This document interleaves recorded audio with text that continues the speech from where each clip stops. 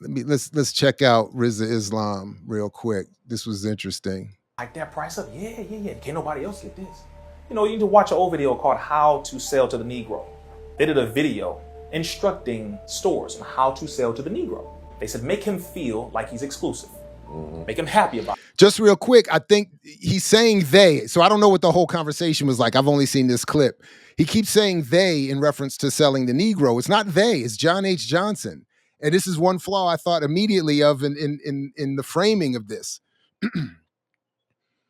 And in some ways, because I think Rizza and I might not be on the same page as it relates to black capitalism. So he kind of leaves out the black capitalist, the black bourgeoisie, the black business role in this. The selling of the secret to selling the Negro was produced by John H. Johnson of Ebony magazine fame, specifically so he could attract white corporate ad revenue for his media empire. So I think immediately I'm not sure Rizza has the frame right on this, but all right, hold on. About it, make him feel like he can't afford it. Put it behind the glass. Say no, don't even worry about looking over there. This is something that's around your budget. You mean I can't afford that? What? Give me that. It's in your whole check. Sell your house for a jacket. How to Sell to the Negro. You watch that, you're gonna be like, they really did this. Yes. That's also, he's also not. I think he's not. That's not. The point of the selling of the Negro is not to it's not saying you trick them by hiding stuff you want them to buy behind expensive glass because you know that'll trick them into spending the money to buy it. That's not what the video is doing. The video is saying because black people want to be in the middle class, you can and should market your goods to them. They can afford it. They do earn enough. That's where you get the buying power myth, taking off yet again, because it says in there they have a buying power of, I forgot what it was at the time, 15 million or whatever. They pay their bills on time. They're responsible financially. So that's the point of the video. It's not saying he's got the frame. I don't know if he's, I don't know. I'm starting to wonder if he's seen the whole thing. That is what sales psychologists have to say about selling to the Negro. The secret of selling to the Negro is expressed in one word. That word is recognition. Now, there's nothing unusual about that. People want to be recognized. They need recognition. That's basic in all of us. But perhaps because he's had so little of it, the Negro needs even more. He needs to feel important and appreciated. This need is a very real and important one. It shows up even in many of the Negro's shopping habits. Anyone who sells or wants to sell to the Negro customer should know about some of these habits. 3 habits in particular play a big part in every sales transaction. To begin with, most Negroes buy by brand. They ask for products by name. They're quick to turn down off-brands. Buying by brand, that's the first important Negro buying habit. Now for the second. The Negro buys good quality merchandise. Symbols of quality and prestige are very important to the Negro customer. This woman, for example, is buying fine crystalware. But she is also buying the admiration and approval of her friends and relatives. Listen to her thoughts. My, isn't it beautiful? I can hardly wait to show it to Sally and Joan. It's a well-known fact that many Negro customers are influenced by the opinions of others. What their friends may think of a certain item often decides whether or not the sale is made.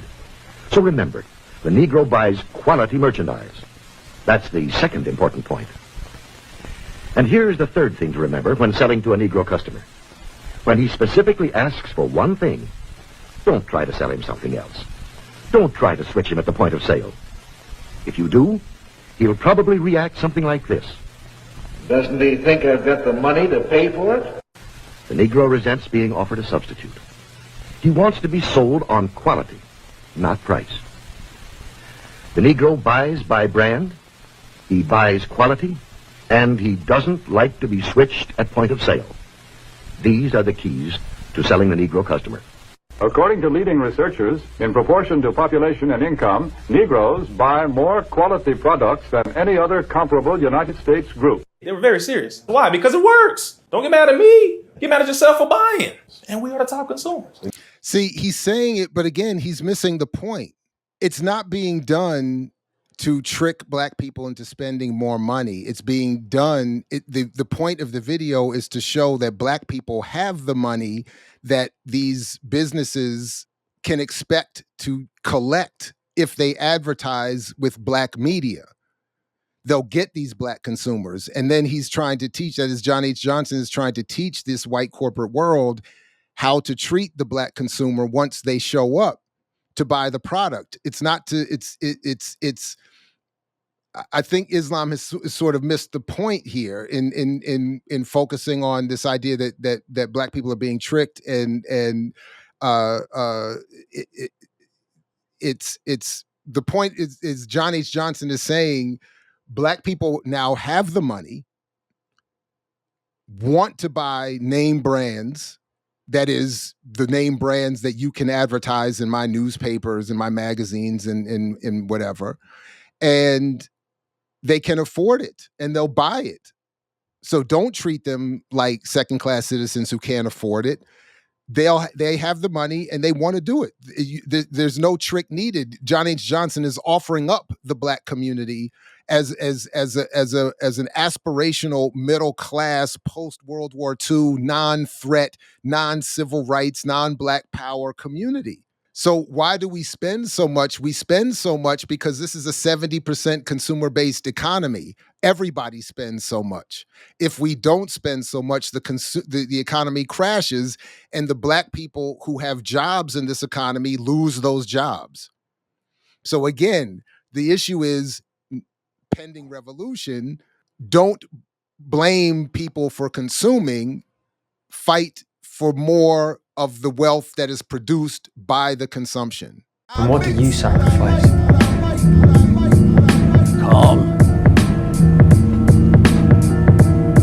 kindness, kinship, love.